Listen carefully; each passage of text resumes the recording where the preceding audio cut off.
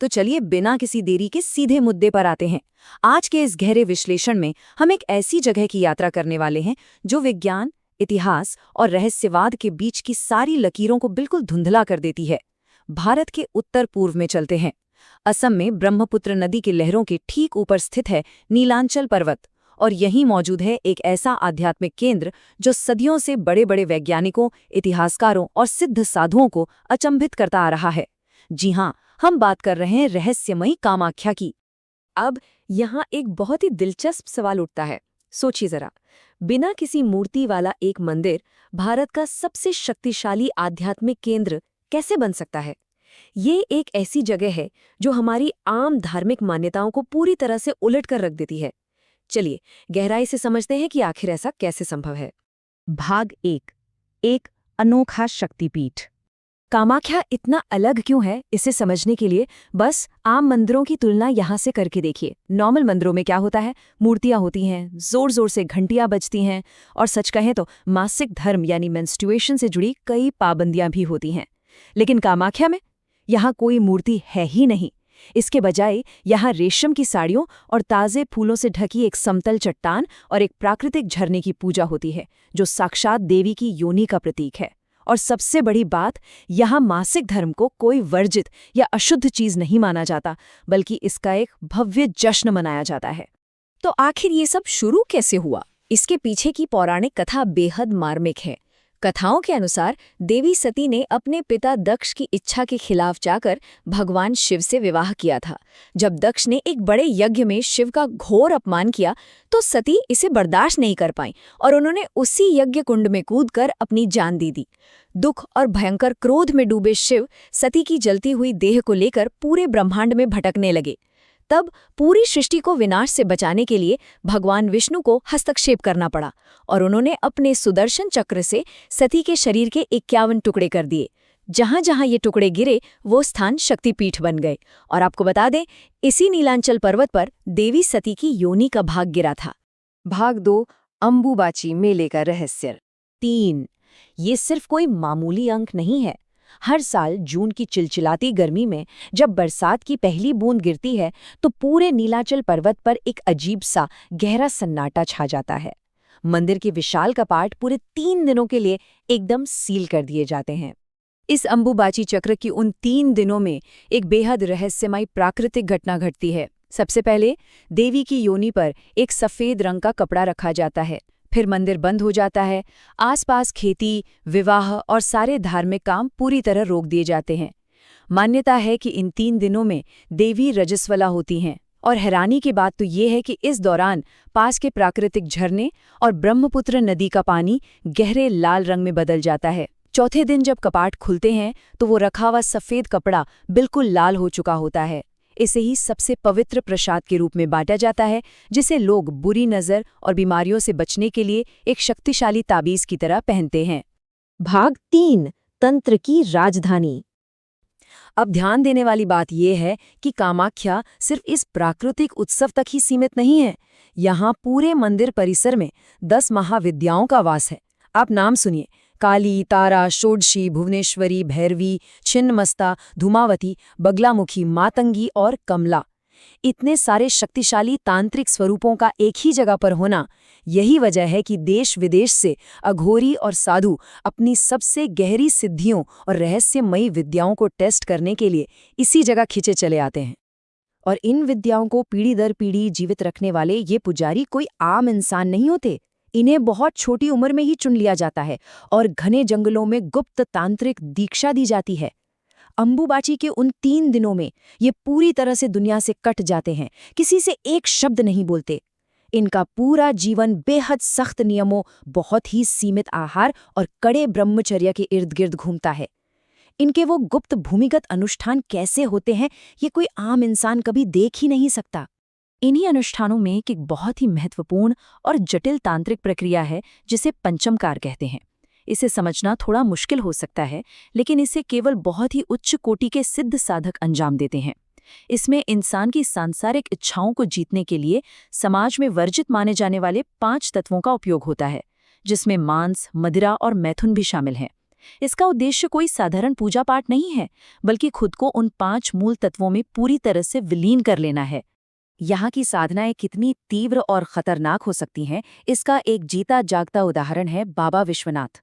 कल्पना कीजिए, उन्होंने लगातार 12 सालों तक कामाख्या की एक अंधेरी गुफा में बिना एक शब्द बोले, बिना किसी इंसान की शक्ल देखे गुप्त मंत्रों का जाप किया। जब वो इतने सालों बाद बाहर आए तो बताते हैं कि उनका चेहरा एक अजीब सी रोशनी से चमक रहा था।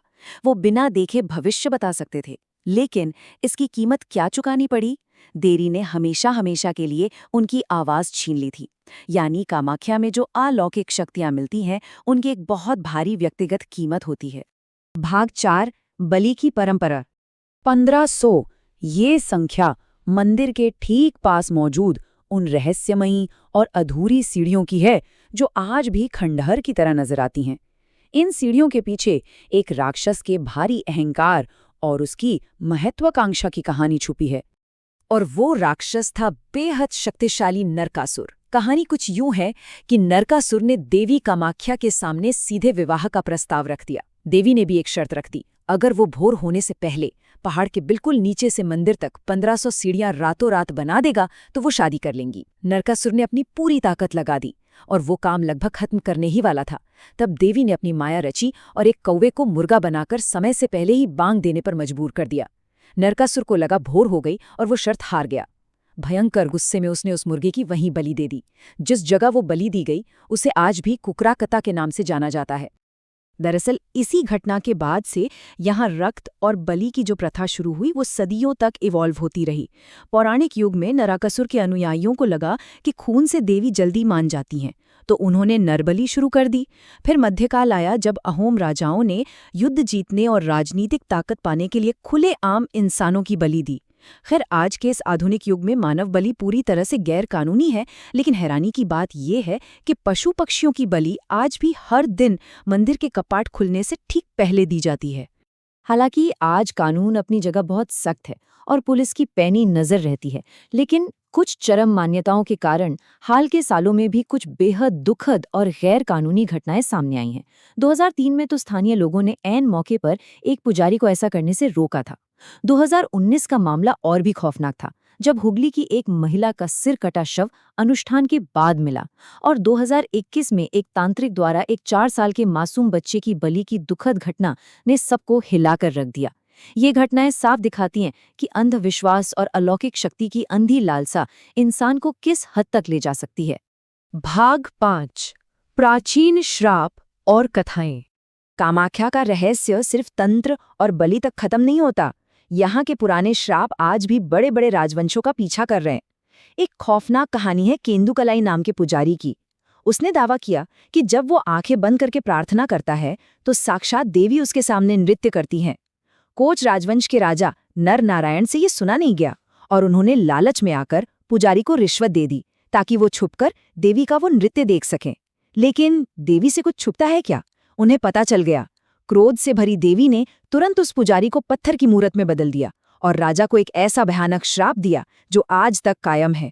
वो श्राप कुछ इस तरह था, अगर तुमने, तुम्हारे भाई ने या तुम्हारे वंश के किसी भी व्यक्ति ने कभी इस मंदिर में कदम भी रखा या दूर से नीलांचल की इन पहाड़ियों की तरफ देखा भी, तो तुम्हारा पूरा का पूरा वंश उसी पल नष्ट हो जाएगा।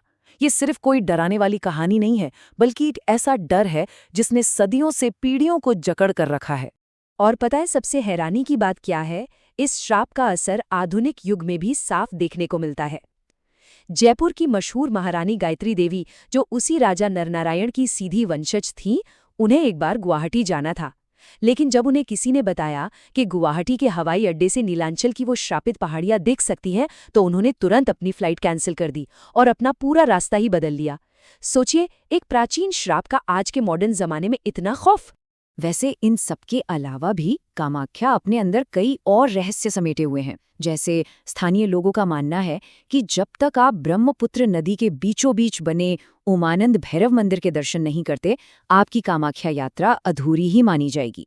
विज्ञान की बात करें तो शोधकर्ताओं ने भी माना है कि इस पूरे पहाड़ी क्षेत्र में कुछ बहुत ही अजीब चुंबकीय विसंगतियां यानी मैग्नेटिक एनोमलीज हैं, जिनसे कंपास की सुइयां पागलों की तरह घूमने लगती हैं।